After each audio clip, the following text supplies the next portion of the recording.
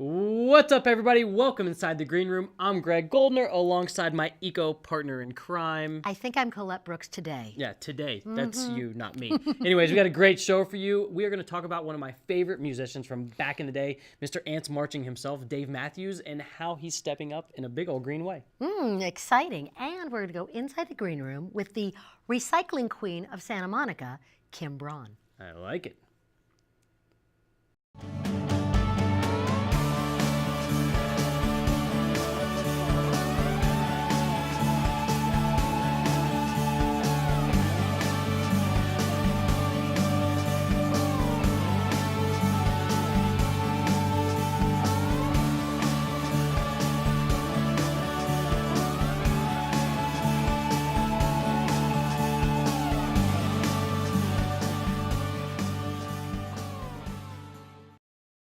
You know, like the old adage, the grass is always greener. Well, It this is covered. always greener. Yeah, it's always greener. It's always greener. Let's get right into it. The Colorado, we touched on a show or two ago. Poor the Colorado. floods. Yeah, we do, yeah. But this is good for Colorado. Okay. The Colorado Rising Benefit Concert, huge concert, AEG and Live Nation. I mean, two monster mega powerhouses when it comes to concert venues promotion have joined up. They've got the likes of Dave Matthews, who we talked Your about. favorite. One of my old school favorites. I remember going and buying that CD. Might have even been a tape. I just aged myself, whatever. The Fray, Lumineers, many others. And this is just another example of not just people, but celebrities using their star power to step up in a big way. I think they feel, that they have this responsibility because they have this platform. They even have a pulpit in some cases. So they feel that it is the responsible thing to do. It's great PR for them, but it's also they have the ability to galvanize millions. Yeah, so I agree with you on the PR thing, but I also think that a guy like Dave Matthews, genuine. He could care less about PR. Yeah, it's I'd genuine. be surprised if he has a publicist. If you have a publicist, let us know. If you want to come on the show, let us know. Of course it's genuine. He doesn't have to do it. But I feel like they feel as if they have a responsibility. And why do you think when it comes to eco and to green, they really step on in a big way? Well, there are certain folks that do and certain folks that don't, and he's one of them. I mean, he walks the walk. Jack Johnson, Jack Johnson just wants any excuse to play a concert barefoot. That's it. Come on. All right, moving on. Government shutdown is over. And this I thought was very interesting. Parks are opening. They're reopening. You wouldn't think that just because the government shut down that parks would be closed, but places like Yosemite, the Great Smoky Mountain parks, all these national parks were closed. So doesn't sound like a big deal. Maybe it's a bummer for some tourists that came over. Big deal, and I'll tell you why. The shutdown cost Yosemite $1 million a day. Because they generate revenue. They generate revenue. And on top of that, not just the park being shut down, but the businesses around Yosemite came to a near standstill during this shutdown. And this will blow your mind. And I know I'm more educating you on this one than you are giving us your usual expertise, but the Great Smoky Mountains Park lost over $2.3 million per day because of the shutdown. Give me something, Colette, because I'm kind of disgusted right now. Okay, well, I don't really want to get into the politics of it because I won't stop. So let's just put it this way. Think about all the bears that went without picnic baskets. The poor bears. Yogi's upset about that.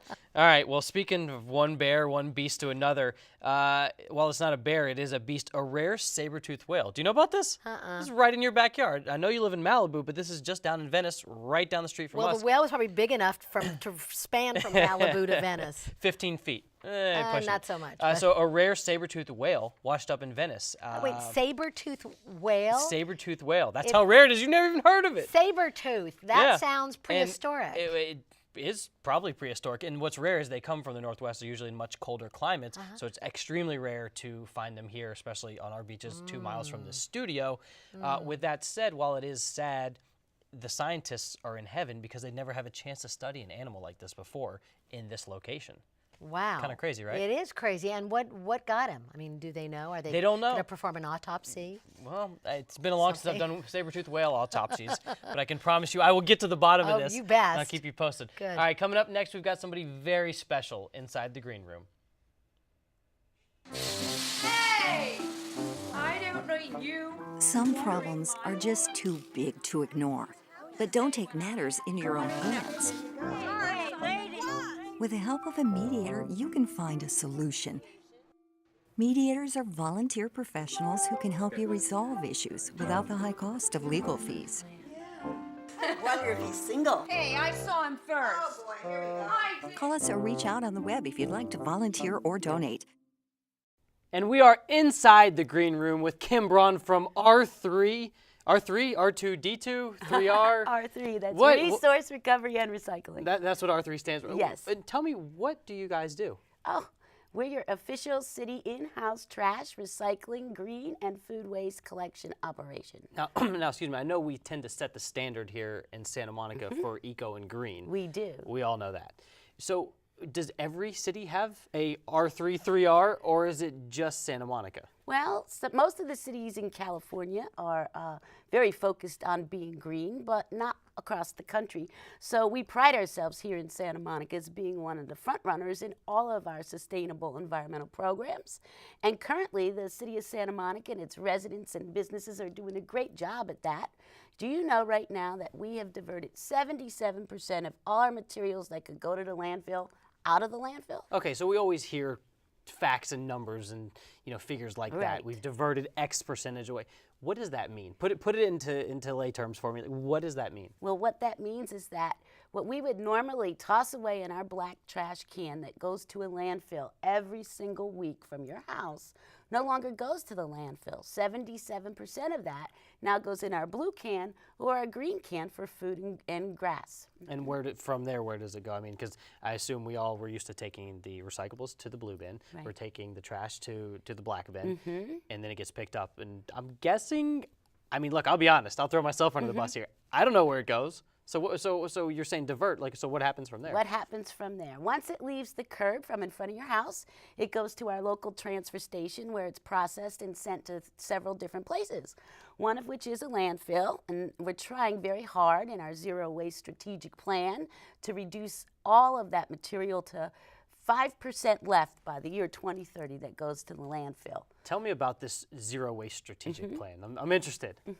Well, by the year 2030, we don't want anything to go to a landfill. Could you imagine that? Is it possible? It's maybe possible. We're doing such a great job right That's now crazy. that we recycle and we reuse, and we're really making a big push this year for composting. So if you have food scraps, don't throw them in that black trash can anymore. Put them in that green can so we could take it away to a facility that composts. So how does the plan work? I mean, I know you said there's a goal by 2030. 2030. 2030 zero waste. Is there things we can be doing now to expedite that? Well, the Maybe first 2020. start, yes, the first start is to make sure that our food scraps and our soiled paper and our cardboard that has old pizza crust on it goes into our green can and no longer goes into that black What do can. you mean old pizza crust? I eat all the pizza. There's no crust in my house. Well, then if it's empty, you can still put it in that green All right, can. all right. Okay, and also all materials like your plastic bottles and your glass bottles and your tin cans and aluminum, please put them in your blue can so that we can also process it at our recycling center. And you guys do have so many things going on. I know you and I have worked together before. There's so much that you guys do. Talk about some of the events and the cool things. Oh, we 'cause have it's so awesome. many programs. As a matter of fact, this weekend, October 26th, is our quarterly compost giveaway day. So if you come to the Santa Monica City Yards from 7 a.m. until materials are all gone, you can get free compost for your garden. And then next month, November 23rd, we have our most popular paper shred event. So if you have documents that you want to be securely shredded and you even want to watch it being shredded, come to the Santa Monica City Yards at 2500 Michigan Avenue so that you can bring your documents and watch them get shred.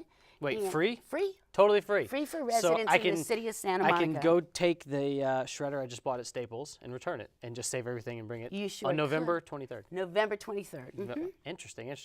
And we were kind of chatting before, and we have to get into this. Okay. The reverse vending machine at Santa Monica High School. Talk about this, because this is awesome. You guys aren't going to believe this. It is such a cool concept. You know, usually put your money in a machine so that you could get a soda or water or juice. Well, once you've finished with that container, you no longer put it in the blue recycling container, which I hope that you would do, because that's doing the right thing, right? But you can put it back into another machine. And you sign up, You go online with an account, and we have sponsors from our local community. And the more points you get for the more cans and bottles and plastic that you put into the machine, the more opportunity you have for coupons for 25% off a pizza, a free slice of pizza, a coffee, maybe a percentage off on some shoes or some lids, whatever you think you might want. And now, is this concept already out there? With these reverse vending machine concept? It is out there, but it's out there with manufacturers. Pepsi-Cola is one that sponsors it, but you sign up for Pepsi points and you receive Pepsi items, whereas with us, we're trying to get our local vendors in the area to be sponsors. So we have the machine, and then when you sign up, you have options. You just don't have to use a Pepsi product at that time. And I know you said buy local is involved. Buy local is involved so that we can get our local community and our local vendors to be able to support us. What's the long-term plan with something like that? A reverse vending machine, obviously it's got a great home, a great place to have it at a school, Santa Monica High School, but there's vending machines all over. So I mean, is the ultimate goal Santa Monica Place Mall up and down the promenade? What's the goal with that? Absolutely. The pilot project is at Santa Monica High School right now, and if it is successful, we'll be able to expand that demographic, maybe to SMC next, and then out to Santa Monica Place and other venues around the city, perhaps the pier. And you guys, you do a lot of unique projects aside from these, and one that you and I worked together on, which we've got to tell folks, is the tires that were recycled. Oh, yes. And that came off of, it was a competition almost, right? It was a grant. It was a grant. It was a grant, and it was, you know, how to use recycled tires in the best, give them a reuse, give them another life. That's right. Tell me about that, and I want to add my 2 cents because I got to see them for the first time. Oh, I was so very proud of that project and idea, and we submitted that idea to the state of California, and we received a grant. And what we did is, after we received used tires, we sent them to a tire processor, and they made planks for us, like boardwalks. So if you go north of the Santa Monica Pier at the 1550 lot and go out on the beach, you'll walk on a wooden boardwalk up to perhaps the lifeguard station. But we wanted to be able to have individuals that have a disability access to be able to get to the high tide water's edge. So how could we do that? And we decided we would make some planks out of these old tires. And so now we have rubberized boardwalk planks that take you out to the high tide edge of the water. It's unbelievable, and I get to see them for the first time, walk on it, and you wouldn't A, believe they're tired, and B, you wouldn't believe that something came up with something as simple but yet so useful. All right, so before we wrap up, give me one tip for folks at home. Give them one tip. Give them one eco, give them one green tip. One green tip. Dip into the Kim back pocket. What do you got? The most important thing is whatever item you have in your hand and you would like to go and just automatically by hand that, throw that in your trash can, think about it. Because it either could be recycled, composted, or reused for some purpose, even textiles now. So go on our website at www.smgov.net/R3 so you can find out more about all the materials and the different uses and recycling opportunities available to you. Perfect. Cannot thank you enough for coming inside the green room with us. Kim Braun, thank you very much. Thank you so much. Pleasure. Even if a signal indicates it's safe to walk, it's never safe unless drivers see you. Last year, 113 pedestrians were injured in Santa Monica. You don't have to go to extremes to get a driver's attention. It just takes a little eye contact. Take the right steps to be safe. Watch the road.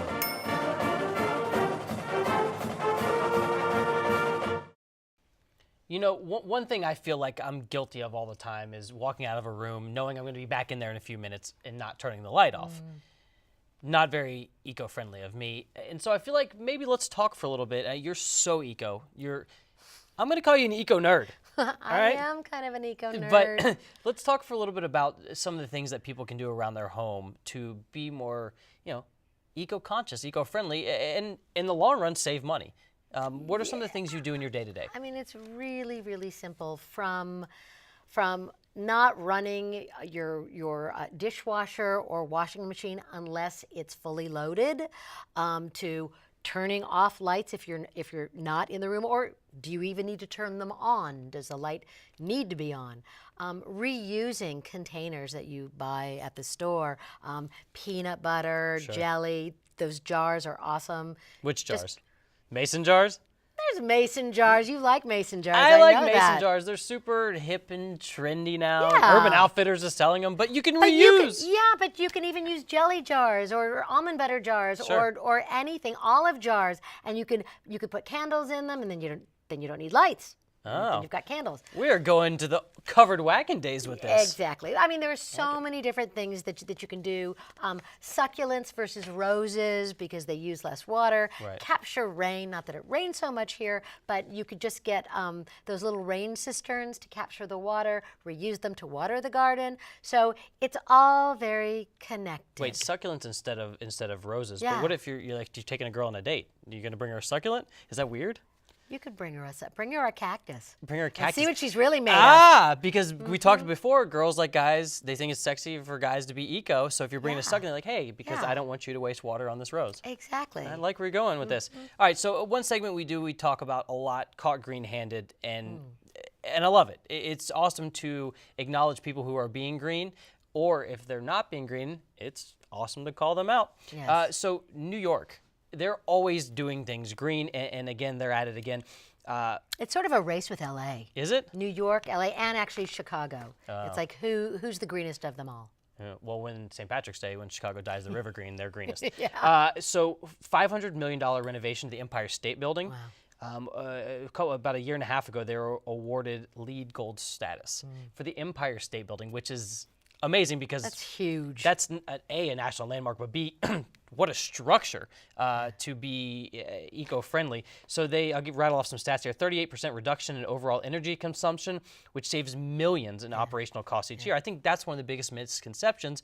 You might spend a little more on the front end, but you're going to save and essentially put money back in your pocket on the back end. And their lights are on at night. So True. They more efficient heating, cooling, and plumbing, as well as a strict policy on non-toxic cleaning supplies. You know, and what does this tell you when you have a state like New York, although they are a green leader, much, like we are in California, but what does this tell you when they're taking something like the Empire State Building and making it eco? there's an economic play here. So it does come down to economy. In addition to getting the green props, they've obviously done the math, and there's a dollars and cents equation here. So, Sure. So to your point, while they may invest it in the front end, they're going to be saving over time so that it makes economic sense. Well, and their overall plan I read was to, in the future, they didn't give a certain date, but is to be completely carbon neutral. Wow. What does that mean? Well, to reduce their carbon footprint to 0, I mean, that's a very tall order. But to be carbon neutral, they emit as much as they save. So it's kind of a net game, a net zero. So it zeroes sum. out. Exactly. All right. Well, we're going to take a quick break, but Okay. coming up next is your favorite. This is when you get to rant. Oh, but it's gonna be a good rant. All right.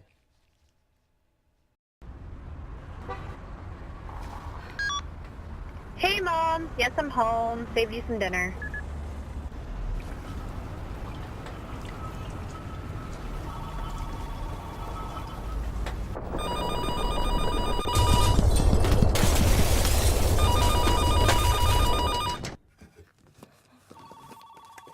Plan now for a major earthquake. Contact the Santa Monica Office of Emergency Management. Don't be caught in the dark. You don't know green is basically when I get to sit back and let Colette do her thing, where I just say, like this, what do you got? Oh, okay. Well, I don't have kids, but this still is right up there in the on the radar of all of us, and it should be. There is so much waste in packaging, as you know. I always talk about that, but a really good place to start, or a good place to look at, is our community schools. There is so much waste in terms of lunch packaging, whether it's wrapped foods or packaged foods. And there is a new program. It's called actually wastefreelunches.org, and we'll throw it up here on the screen. basically, they get schools to commit to reduce waste during lunchtime, and that is reduce packaging. And they actually have some interesting stats. A waste-free lunch versus what they call disposable lunch. Exact same lunch, egg salad sandwich, a serving of yogurt, a serving of granola, or in the disposable lunch, it would be a granola bar. But we're specifically talking about the packaging here. Yes. Is what we're talking about. Because believe me, if you went to school with me, you would know there was no lunch getting wasted. Well, I ate yeah. everything. Yeah, no. This is the packaging, Gotcha. exactly. And I hope that's all that was getting wasted, young man. Yeah. Okay. So water, but in the waste-free lunch, you've got the cloth napkin, the stainless steel spoon, the reusable packaging versus the disposable, the plastic spoon, the paper napkin, the 3 plastic bags for all of the ingredients. There is an economic difference here as well. So for the waste-free lunch, it's $2.65 a day compared to the disposable lunch, which is $4.02 a day. Exact same ingredients, just the packaging is a couple dollars different. So it makes such a difference. So what we need to think about moving forward is figuring out how we can have, once you eat your food, now you're left with the packaging, how do we have zero waste? Yeah. And essentially that's something that should be relatively easy for all of us to answer if we just step back and look at what's being packaged and how the food's being packaged in the schools. Yeah, but parents and kids can do it. Parents and kids can take the lead. Done and done. And speaking of done, that's the show. That's what we got. We're done. I always ask you what your favorite part is, but I'm going to tell you what your favorite part is. How about that? The saber-toothed whale. I knew you were going to say that. I love the saber-toothed whale. Yeah, mine too. Saber-toothed whale. 2 miles from here. I might become an explorer now. Maybe we have the saber-toothed whale on the show next time. All right, that's it. See you guys.